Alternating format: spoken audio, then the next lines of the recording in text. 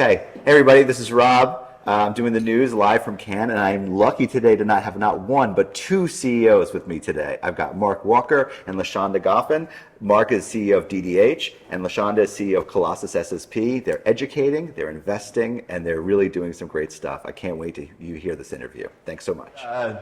Tell me about your Cannes experience so far. How's it been? It's been pretty exciting. I mean, the people here have been wonderful. Of course, being in the south of France, you can't beat that. Weather, surprisingly, has been pretty nice and mild. So it's been a great experience so far. How about you, Lashawnda? I agree. The energy is amazing. The people, the locals, as well as the folks that are here for the conference. It has been a festival, excuse me. It has just been so welcoming and buzzed, so I'm excited. You feel it as soon as you put your head down, but while you're on your feet, like you're just going. So it's been fun. Keep going, never stop. Yes. And what are your top 1 or 2 goals this week? What do you want to accomplish? Yeah, really for us, it's connection with our partners, connection with potential partners, and also learning and hearing more about the new latest trends in the industry. So for us, those are the connection points we're looking for. Got it.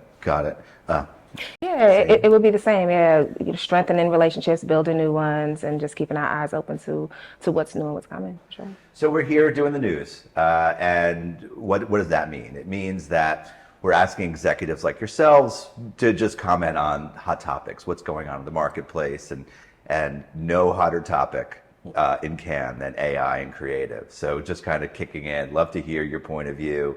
We had Nick Law, I don't know if you're familiar with Nick, he was a jurist, talking about people and creativity and AI. So I'd love to get your point of view on, what's going to change because of AI in the creativity space. Yeah, absolutely. I think, with generative AI and brand safety, the two are really going to intertwine with the capability of creating as much content as you can, and then trying to put some levels of controls around your brand. I think there's some real challenges that the industry is going to have to look at and try to face in the upcoming future. How are you going to control imagery that might incorporate your brand from a brand safety perspective? Mm-hmm. Words and content, especially when that much content can be produced at any given time. I think it's going to give us some real interesting new fields that we're going to have to try to figure out and solve over the next coming 2 or 3 years. How do the creatives feel about it? Yeah. Yeah, and either of you guys jump in. Yeah, it's one of those things where generative AI, we're relying on the technology, but there still has to be a human touch.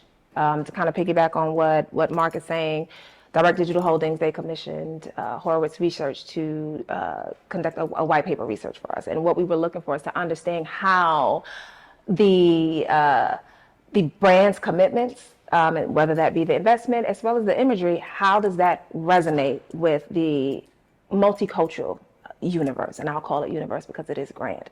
If you want to talk about the numbers, 40% of the U.S. population is made up by a multicultural audience. That doesn't even include the diverse piece, right, or not diverse piece, but the diverse audience of LGBTQ+I, disabled, veterans. There's so many different pockets of how you can really, really hone in on who you want to talk to. Mm-hmm. You think about the buying power of that group, 5.3 trillion plus. Again, and that number only represents the multicultural piece. Those very go-to cohorts that we all are working towards right now.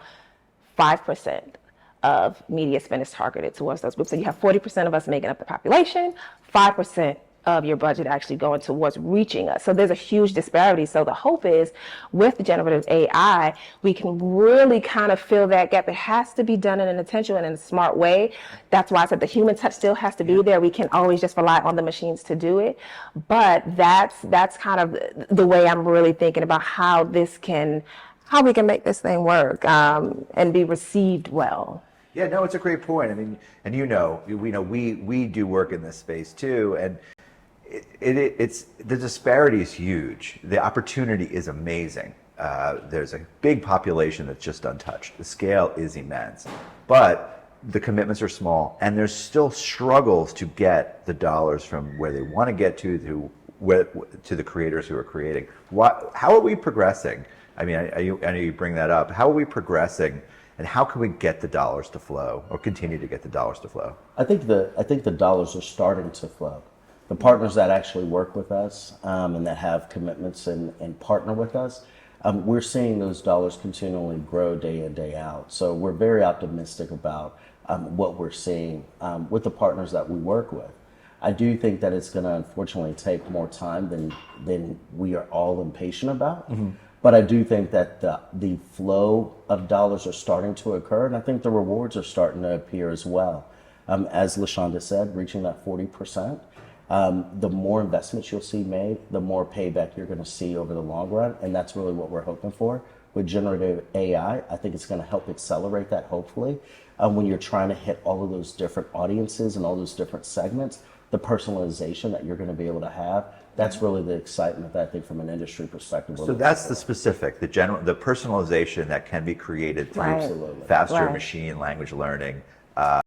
It's cool. But you have to know the numbers, right? You have to know, you have to point it in the right direction. And so that's, the goal, right? Can we bring this? It's a cool feature. We all people can call it what we want.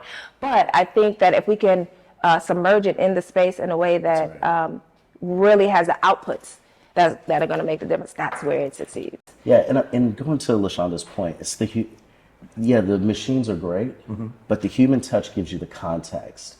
And it's that context that the machines are going to still need that guidance by in order to create that content. Garbage in, garbage out, but if you put positive in, you get the right result out. So the human element is still going to have to be a part of it. I just think it says, like you said, it's just a tool that's going to help accelerate. So the business case is there, no question. The opportunity is huge. I know that thinking about the business side, though, there's IP concerns. Absolutely. When you start thinking about, how are we using content and what. So talk a little bit about what you're keeping an eye on specifically as it relates to the generative AI revolution and concerns around IP. Yeah, IP law is number one. Copyright law is the second component. Then also, what are derivative works and the definition around derivative works, especially when you're talking about brand. I think the definitions that we've been able to identify and how we've kind of lived by them, when you have humans involved, is kind of a different context because you understand the nuances. When you go to AI, machine learning, and algorithms, things become a little bit more finite. So I think that those are the pieces that we're going to have to figure out. And I think legislatively, you're going to probably see some level of changes that come around, focused around AI and what you can and can't do. But then also it's the distribution that you see through social media. I think those questions are the ones that we're going to have to answer in the immediate future. And I think they're all going to have ramifications around brand safety and how brands try to maintain some level of control and protection around their brands. Are people paying attention to this conversation? The IP side of it, I think I think it's maybe under discussed at the moment. I think it's just starting. What I have seen or what I've heard grumblings about have not necessarily been about that piece yet. But I think come next year, once you start seeing those derivative works starting being distributed wildly on the internet through social media, I think that's when you're going to start seeing more and more brands and CMOs paying attention to this space. Got it. So you're both CEOs. DDH is a public company, and congratulations. That's amazing, and how that's been working out. You take a look at the investment side, where dollars are flowing into new businesses, new creators, new opportunities. Tell us a little bit about where, how the public markets are helping to fund new opportunities in the space. Yeah, I think working through us, the opportunity that we present is really in trying to democratize the value chain.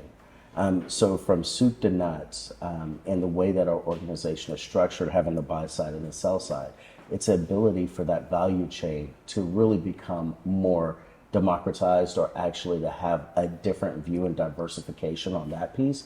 But that ultimately flows to the content creators.